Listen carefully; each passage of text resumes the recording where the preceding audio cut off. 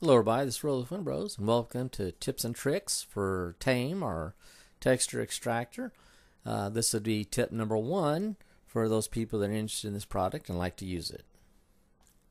When you get out and about and you're going somewhere or around the house or out back in the yard or even taking a trip or going hiking, be sure to have a good camera with you, or maybe your smartphone with a good camera built in. And look beyond what most people see when you're out and about.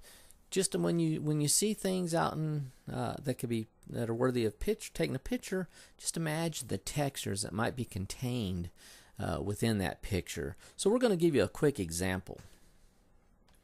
Now this is just a picture of a pile of leaves sitting in a parking lot, and a lot of people might not even pay attention to it. But if you took this picture, the one like we have here, and you look at it closely, at the top you see all the different textures that you could pull out of the grass. You got the leaves themselves, and you got a little bit of concrete, the asphalt pavement at the bottom with all the stones in it, which is a possibility too to pull out textures. So when you're out and about, make sure to look for things that have things that might have lots of crossover and different angles and different colors that are all mixed.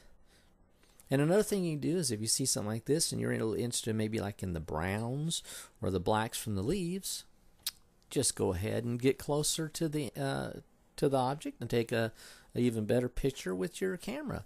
And what we're going to do is we're going to take this close-up we took here, and we'll demonstrate it with TaME to show you just what kind of textures we can pull out of this.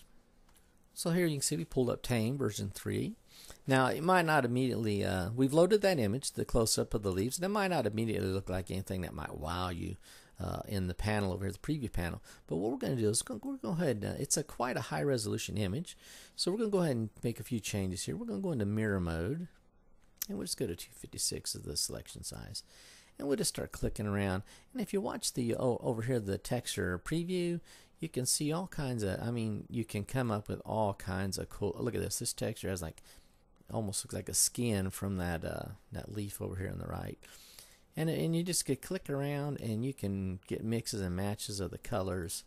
Of course, if you want to go change the type to just a regular texture, or make a vertical repeated scene, maybe even a horizontal scene, and then of course you might want to size it up or down. We'll go down to that, and we'll go back to the seamless. We tend to like the seamless, but you can see that you can get some really cool designs just by clicking throughout this image. And it's something that if you were walking along that parking lot, you might not even pay attention to. But with this training, you can see that there's a lot of places where you can take snap photos, and you can get some stuff to make your own awesome texture sets to use in your 2D or 3D artwork. TaME is an awesome program. We're really proud of it, and we hope you like it just as much. So don't forget, while you're out and about, look beyond what most people see and try to imagine the textures that are within scenery that's just all around us. We hope you enjoyed this tip and can put it to good use. Have a great day.